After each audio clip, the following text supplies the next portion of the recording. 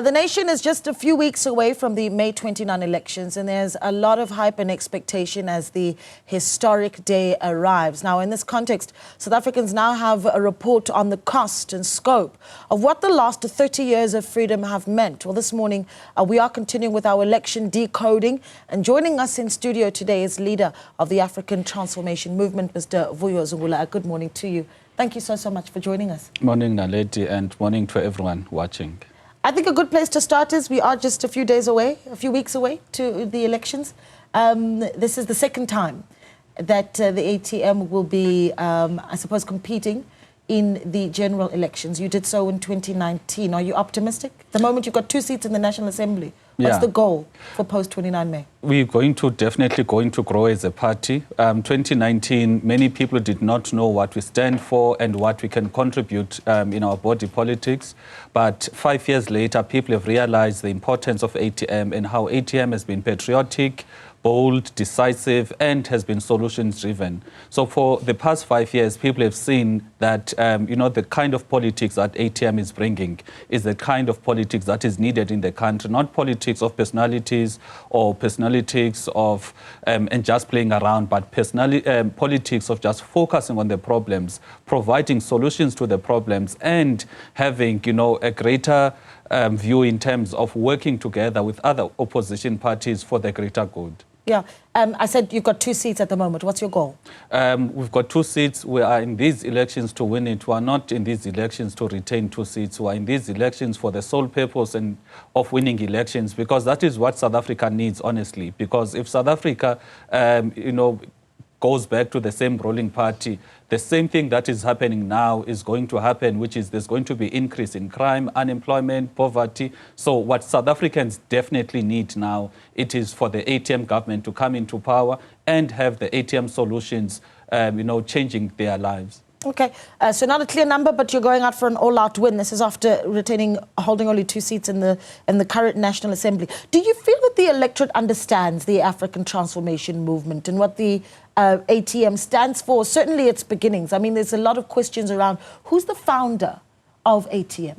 The founder of the ATM is the South African Council of Messianic Churches, which is the combination or the coming together of different churches, different also royal houses who came together and said, let us have a party that will represent our interests. So that is who the ATM was founded by in 2018. And prior to that, was there no, sort of discussions prior to 2018 around the formation of the ATM and its intention? Discussion with who? Anyone about the formation of the party? So even though the party was formed in 2018 when it comes to the IEC registration, but these different leaders from these churches and royal houses have had discussions for many years prior, discussing as to what is the state of the country, what should they do instead of just sitting back and allowing the country, to be a failed state. The reason why I asked that question is because you have, for years now, needed to dust off the perception that ATM was founded really as part of the vision of former President Jacob Zuma. And it certainly doesn't help that when you speak to one of the people that considers himself to be I suppose, who says that ATM is one of their brainchilds. Is it Chief Apostle of the 12 Apostles of Christ Church, Caesar Ngunga, who says that he knows of a vision of the 12 Apostles Christ Church that goes back in the 70s to unite the ANC and PAC into an African Transformation Congress wherein President Jacob Zuma was involved in those talks. I mean, how does that link up to ATM today? What the Professor Nongunga was speaking about was information that was contained in the Diary of the Apostles, diary which actually speaks to a prophecy that was had during that time as to how some of these African indigenous churches need to play their role in terms of trying to free South Africa instead of religious organizations just wanting to stay in church and not contribute towards making South Africa better. And particularly the context at the time, it was when, South Africans, particularly black South Africans, were oppressed. So that was the context of them with the different leaders of the different parties back then with the assistance of these churches. And remember, these churches also contributed towards taking some of these ANC people, PAC people to exile, because that is where most of their support was coming from. But when it comes to now the implementation or the formation of the ATM in 2018, it was these churches who got together and said, let us form our own organization that will represent our interests. So, but the former President Jacob Zuma was in that vision of the 70s, correct? In the 70s, there were quite a number of players that were there, as detailed in the diary. So a lot of players were involved from the PAC, from other people from the ANC. So a lot of people were involved in those discussions. Do you feel that ATM has in any way been abandoned by some of the bigger names that were a part of the movement? I mean, what do you make of the likes of Mzwanele Manyi leaving the ranks of ATM to go and join the EFF? Does the ATM feel deserted by Mr. Manyi? And then even this assertion that there may be some link to the former President Jacob Zuma and the fact that he's gone to go start the MK party. Is there a sense that the ATM has been left to fend for itself? The ATM was formed with the sole intention of transforming our country. So the people who came, like Mr. Mzwanele Manyi, joined the party, and like many people do, they change parties. He's not the first and the last one to leave the party, and ATM is not the first party whereby people change their political party. So we don't feel abandoned, because the ATM has grown from 2019 up until now. If you look at the results of 2021 elections, they show growth. If you look at how many communities are actually inviting us now to go and address them and work together, for them to work together with the ATM, that is signaling growth. So we as a party, we don't feel abandoned, because again, we are not anchored on certain personalities. We are anchored on a certain vision, which is to transform our country. So we do understand the nature of people joining and leaving organizations. Okay. And of course, what does your membership look like at the moment? We've not done an audit as yet. So what the last audit that you had, how big was the membership of the ATM? No, we've never done an audit as a party. So you don't have any clear numbers on the membership of your party? Not at all. So depending on how many seats you get, how long does your list look like, then your candidate list? We are contesting all 9 provinces, the national ballot, so all of those lists, we filled them to capacity. So that is clearly showing that we do have candidates across the country, across the different provinces. But when it comes to now actually doing a membership audit, we've not done so as a party, because we wanted to utilize our scarce resources towards building the organization. And we felt that there are more things that are a priority, which is, for example, having community projects whereby we're opening houses, we're building houses for people, we're building community gardens for people. That is what we thought is a priority for us as a party. But without a membership audit, how do you then decide who's the leader of the party? We've not had a conference as yet. We are going to have all of those conferences after these elections. We've never had a conference because we're in the founding stages. In the founding stages, we do not want to become like other parties whereby we rush into having conferences that would lead to conflict or divisions in a party. We've had a policy conference whereby we discuss what policies that are needed to take the country forward, but we've not reached a stage yet where we're going to have an elective conference whereby we are going to change leadership. Okay, so I mean, perhaps it's interesting then that we start talking about the sort of policies that the ATM aligns itself with, right? There's the expectation that you're not going to be supporting the DA's multi-party charter and that your policies lead more towards that of the ANC and the EFF. Would you agree with that? I would say the reason why we're not part of the multi-party charter pact, it is because when there was a discussion in Parliament with opposition parties, all opposition parties, we made a submission as an ATM to say the country needs any working together of opposition parties that is pro-South Africa, not coming together of opposition parties that are anti a certain party. What the DA has led, it is anti-certain parties and definitely not pro-South Africa. So that is why we could not find ourselves in any arrangement that is not about the people, that is not people-centric. Secondly, if you look at how that arrangement is, it is not about the parties coming together on an equal footing and discussing what is needed to take the country forward. Rather, it is the DA enticing parties with money, saying we are going to lead this particular arrangement. So our policies, we've correctly articulated them in the past 5 years, are more on transforming the economy, transforming our legal framework, transforming our townships. So our policies are centered around transformation of our country. Yeah. Well, we're going to take a short break and we'll continue our conversation on the other side of that. And on the other side of it, in fact, we'll start talking about more of their policies, that being the African Transformation Movement. They're calling for the return of the death penalty. We'll find out why, and also just get their view on how South Africa is dealing with the Phala Phala scandal. All of that and more on the other side of this. Stay with us. Welcome back. Well, we continue with our conversation with the leader of the African Transformation Movement, or ATM, Vuyo Zungula, who is in studio with us. And of course, feel free to share your thoughts on the discussion, questions perhaps that you may have for him. Do X us at Newzroom 405. It is the feature called Ask a Politician. So we really want to hear your questions for the leaders that we bring to you in the run-up to these all-important elections. I want to talk about your policy proposal. You've talked about bringing back the death penalty. Why? What will that do? Look, the reality that we have in the country is that, number one, the crime rate, it is very high, especially the murder rate. If 85 people are murdered every day, that is spelling one thing, that there is a death penalty in our country, but it is a death penalty for innocent, law-abiding citizens. We're of the view as a party that we need to have a strong retribution when it comes to criminals, that criminals in our country cannot be treated with kid gloves. Criminals in our country, we can't say we need to respect their right to life, whereas they themselves are not respecting their right to life of other people. We've got a case now of a Lesotho immigrant who was caught. I think he was killed a few days ago, and he was involved reportedly.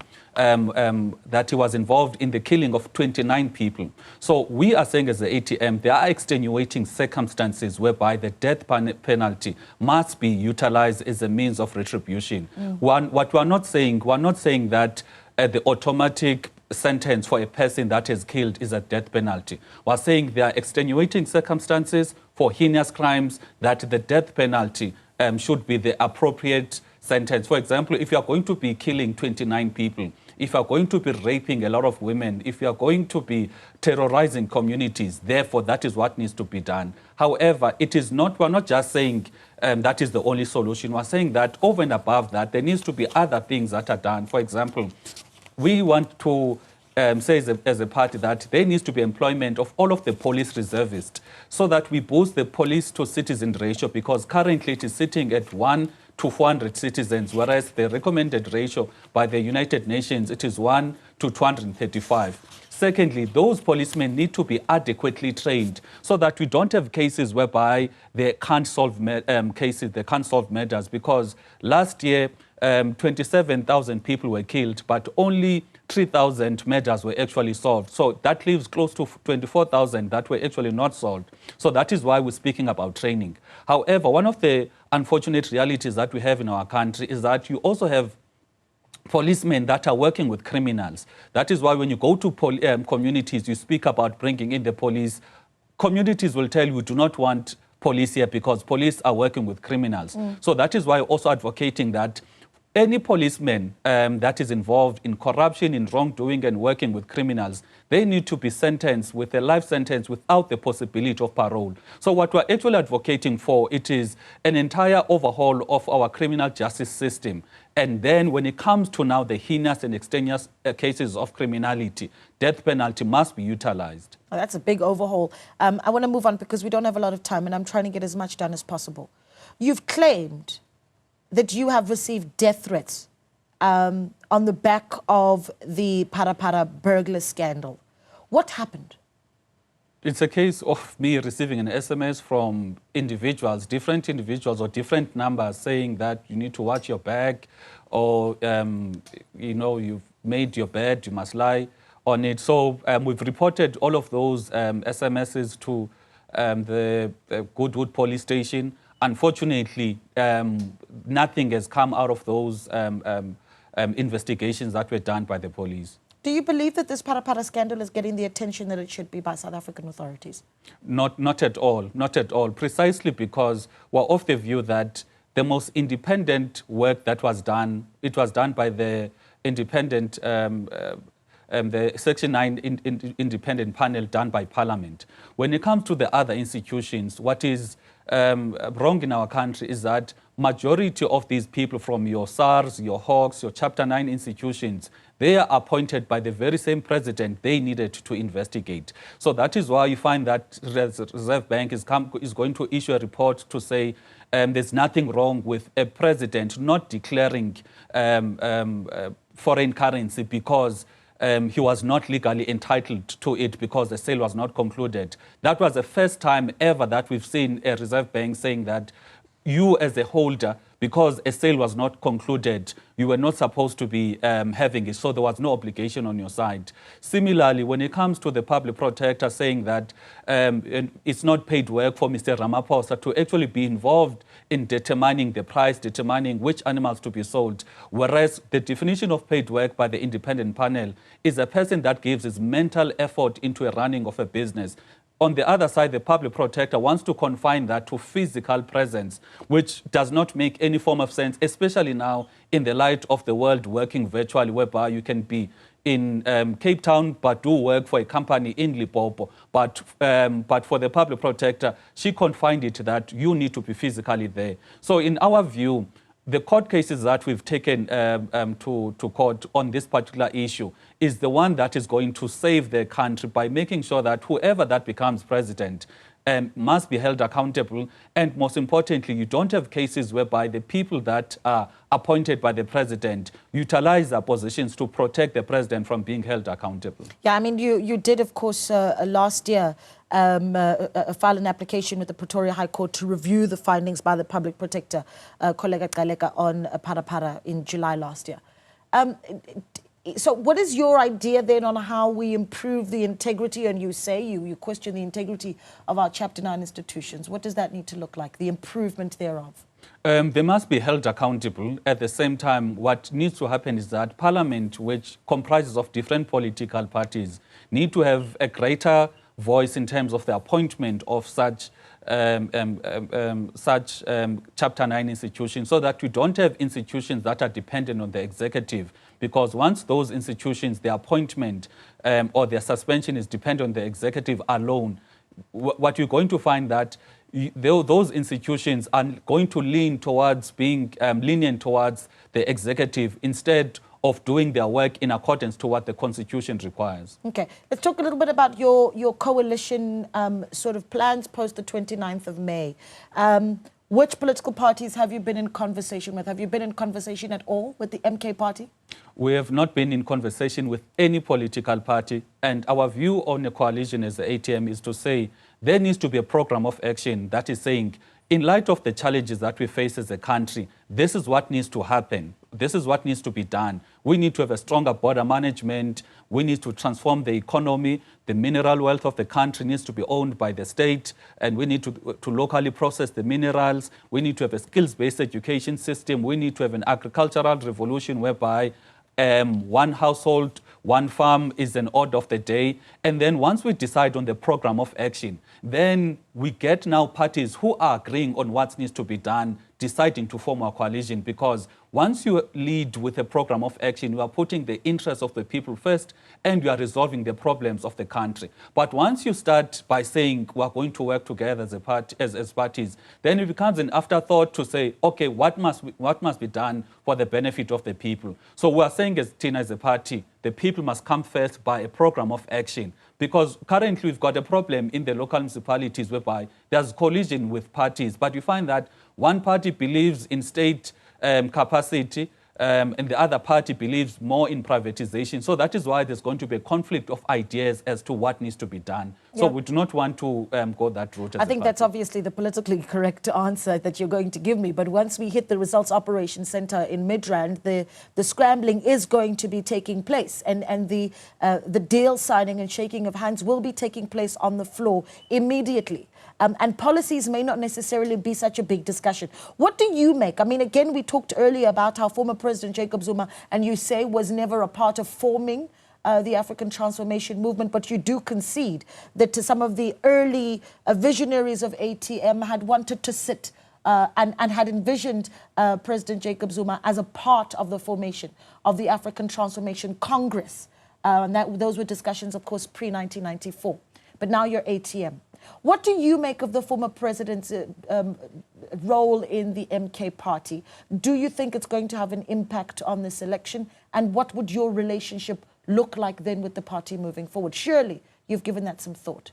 Yeah, let me go back to what the diary entails. The diary entails that a lot of different leaders in the ANC, including the likes of Utatu Tambo, were involved in the discussion with these churches on what needs to be done. So it was not confined to an individual, which is Mr. Zuma, but it was a lot of leaders within the ANC.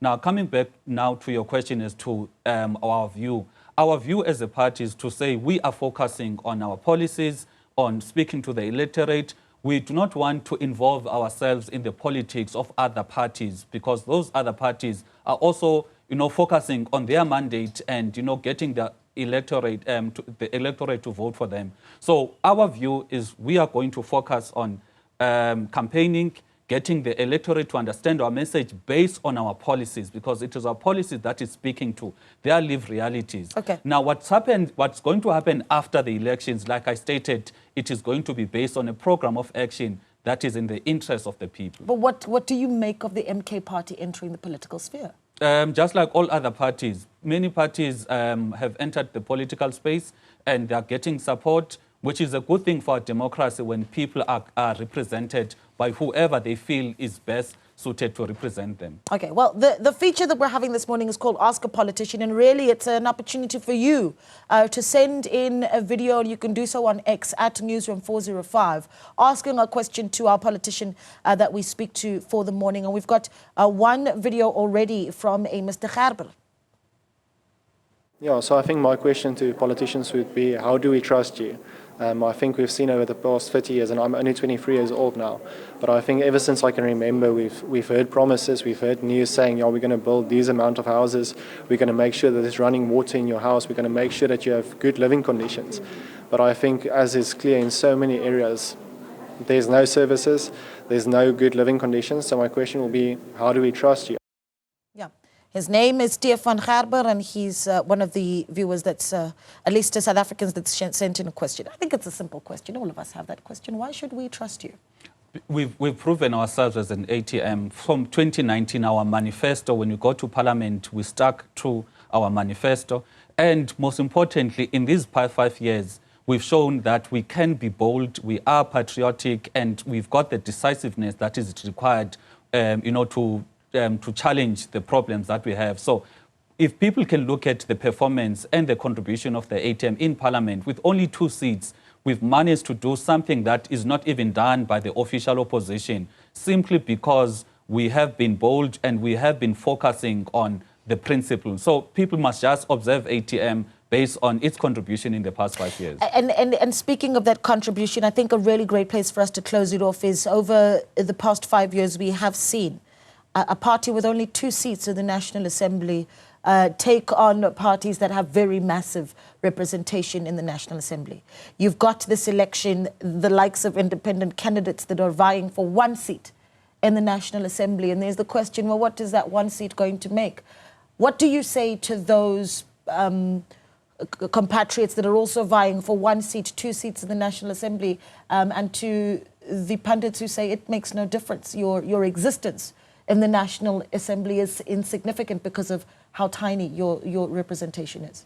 When you are elected, regardless whether they've got 1 or 2 seats, you are given a mandate by the citizens to represent them. So you need now, as a member of Parliament, even if it's 1 or 2 seats, take that mandate seriously and utilize the powers that we have and the opportunities that we have in Parliament to represent the people that elected you. Put in motions, because, if parties were not supposed to put motions because there's only 1 seat, it means there's only 1 party in Parliament that could have put motions. It's the one with the majority. But we see motions from all different parties, regardless whether they've got 80 seats, 40 seats, or 2 seats. So what is important for you, just stick to the mandate of the people, represent the people, and do not confine yourself to the noise of the bigger parties. Stay true to your mandate, the mandate that you've been given by your voters. Okay. Are you at liberty to disclose with us who's funding you and perhaps to how much? We've been funded by our members. As a party, since 2019, All of our members have been funding us through donations, membership fees, and that is how we've managed to stay independent, because if you check how ATM has remained independent, it is largely because there's no funder that is dictating to us what to say and what not to say. Look at the rand manipulation scandal. We're the forefront of it. We're the forefront of exposing Phala Phala. We're the forefront of, challenging that there needs to be special task forces that are deployed by the government to deal with illegal mining, drug trafficking, the porous borders, simply because there's no one that is dictating to us what needs to be said. What drives us as a party is basically what is in the interest of the people. If the people are finding a certain issue problematic, trust ATM to take up that issue with their respective powers that be. Okay. Mr. Vuyo Zungula is the president of the African Transformation Movement. At the moment, they sit with 2 seats in the National Assembly, 1 in KZN Legislature, 1 in Eastern Cape Legislature, and they're vying for your vote on the 29th of May. Share your thoughts with us on X at Newzroom 405.